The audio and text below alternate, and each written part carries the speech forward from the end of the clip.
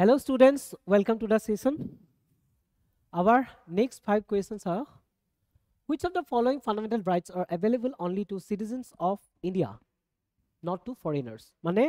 আমাৰ যিবিলাক fundamental right আছে কিছুমান এনেকুৱা আছে যিবিলাক সিটিজেনৰ কাৰণে অনলি আছে আৰু কিছুমান এনেকুৱা আছে যিবিলাক বহুত সিটিজেন এণ্ড ফৰেইনাৰৰ কাৰণে আছে আৰু কিছুমান এনেকুৱাও আছে যিবিলাক অকল মানে ফৰেইনাৰৰ ক্ষেত্ৰতো দুটা আছে ন এলিয়েন্সৰ দুটা টাইপৰ আছে এটা ফ্ৰেণ্ডলি এলিয়েন্স এটা এনিমি এলিয়েন্স সো ফ্ৰেণ্ডলি এলিয়েন্সৰ কাৰণে আছে এনিমি এলিয়েন্সৰ কাৰণে নাই তেনেকুৱাও আছে ঠিক আছে কিন্তু ইয়াত যেহেতু আমাক এইবিলাক সেইকেইটা ফান্ডামেন্টাল ৰাইট খুজিছে যিকেইটা সিটিজেনৰ কাৰণে আছে কিন্তু কাৰ কাৰণে নাই ফৰেইনাৰ্ছৰ কাৰণে নাই এই বস্তুটো একজেক্ট আপোনাৰ ডাইৰেক্ট যেটো সিটিজেনশিপ চ্যাপ্টাৰ আছে লক্ষ্মীকান্ত তাৰ পৰা আহিছে সো আপোনালোকৰ কাৰণে মানে যোনে যোনে লক্ষ্মীকান্ত পঢ়িছে তেওঁলোকে এনসাৰ দিব পাৰিবই ইয়াত কোনকিটা হয় জানেনে একচুয়ালি কোনকিটা আপোনাৰ সিটিজেনৰ কাৰণে হয় এক নম্বৰতে 15 হয় ঠিক আছে 17 নহয় 19 হয় 29 হয় 30 হয় মানে আমাৰ 1 হয় 3 হয় 4 হয় 5 হয় চাওকচোন 1 হয় 3 হয় 4 হয় 5 হয় অনলি ঠিক আছে এই গুটেই কিটা কি হয় আৰু একচুয়ালি সিটিজেনৰ কাৰণে 16 টু হয় দেই 15 আৰু 16 টু হয় সো এইটো হৈছে আপোনাৰ বি টু হৈছে অপচন ঠিক আছে বি টু হৈছে ইয়াৰ শুদ্ধ অপচন ক্লিয়াৰ নেক্সট আছে যে which of the following entities are included in the definition of state এটা আমাৰ যেটো আৰ্টিকেল 12 আছে আৰ্টিকেল 12 ত আমাৰ ষ্টেটৰ ডেফিনেশন দিয়া আছে ন ষ্টেট হনে এই ষ্টেটৰ ল বিলাকৰ ক্ষেত্ৰতে আপোনাৰ আৰ্টিকেল 13 টু আনিছিলে সো আৰু আৰ্টিকেল এটা 36 আছে ন আৰ্টিকেল 36 টু ডিপিএসপি আগত আছে এই 36 টো 12 ত যেটো ষ্টেটৰ কথা আছে সেই ষ্টেটৰে কথা মেনশন কৰিছে এটা কৈছে ষ্টেট ওয়াৰ্ডটো ভিতৰত কোন কোন পৰিব এক নম্বৰতে কৈছে the government and parliament of India government of and parliament of definitely government আৰু parliament to পৰিবই এক নম্বৰ সো এক নম্বৰ গুটেই কিটাতে আছে দেখিছানে এক গুটেই কিটা আছে so one is correct the government and legislature of each state okay government and legislature of each state দুইটো সবতে আছে so this is also correct next is all local authorities such as municipalities and panchayat so ইয়াত আপোনাৰ কোনটো হ'ব তিনিটো আছে তিনিটো হয় actually কিন্তু ইয়াত যেহেতু তিনিটো না এটো আমি ক্যান্সেল কৰি দিলুম ঠিক আছে দেন আছে স্ট্যাটুটৰি বডিজ লাইক LIC ONGC এটো একচুয়ালি হয় ঠিক আছে 4 নম্বৰটো হয় সো 4 নম্বৰটো হোৱা লগে লগে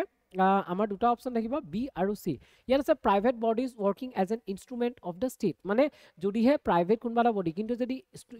মানে ষ্টেটৰ ইনস্ট্ৰুমেন্ট হিচাপে কাম কৰে হেতু একচুয়ালি তেতিয়া ষ্টেট হিচাপে কাউন্ট কৰে তাৰ মানে আমাৰ ইয়াত গুটেই কিটা হ'ব 1 2 3 4 5 answer is C Yes, the answer is C. Clear? Okay, ekdom easy question. Which of the following statement is correct regarding the parliamentary form of government in India? India, yat koise je tolot dia statement tutar kunta statement tutar parliamentary form of government or khetrot ki hoy correct hoy khutse the constitution of India provides for a parliamentary form of government both at the center and in the states. Obviously আমাৰ constitution কি একে same model ফলো কৰে ন না আমাৰ ষ্টেটটো যি মানে সেন্ট্ৰেলত যি পাৰ্লিয়ামেন্টাৰী form of government আছে ষ্টেটটো same parliamentary form of government আছে so statement 1 is correct next is in a parliamentary system the executive is responsible to the legislature and its policies yes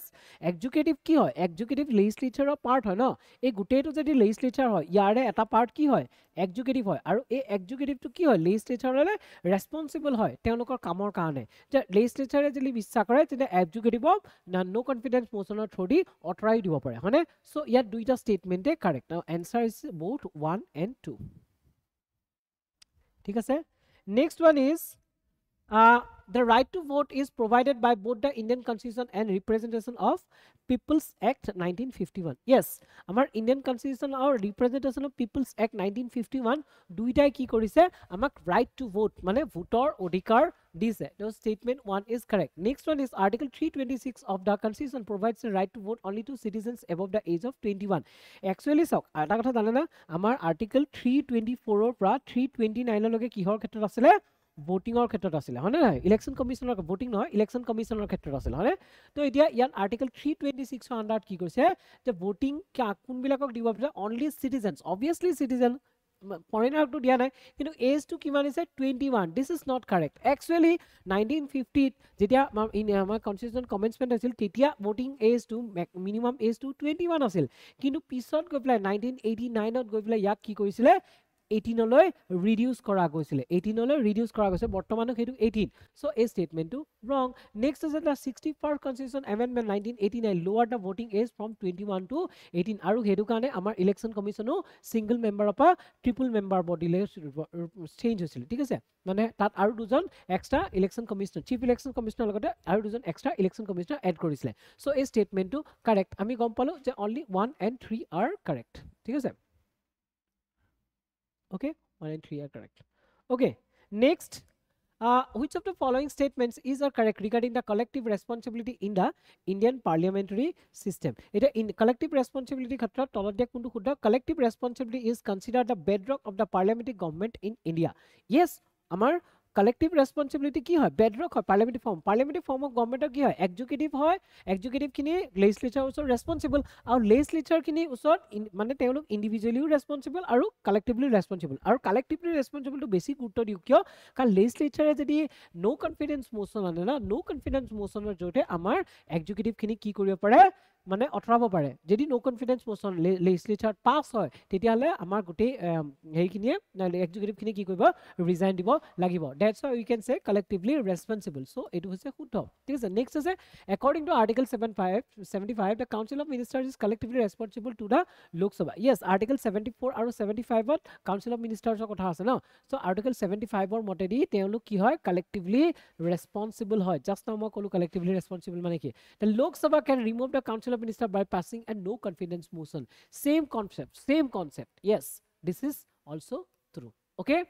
so yat gutei kidai khudda hoy 1 2 and 3 gutei kidai khudda so answer is C okay to iman khini asil amar ei pasta question next akko ami pasta question discuss korim thik ase to ajile ahu dhanyabad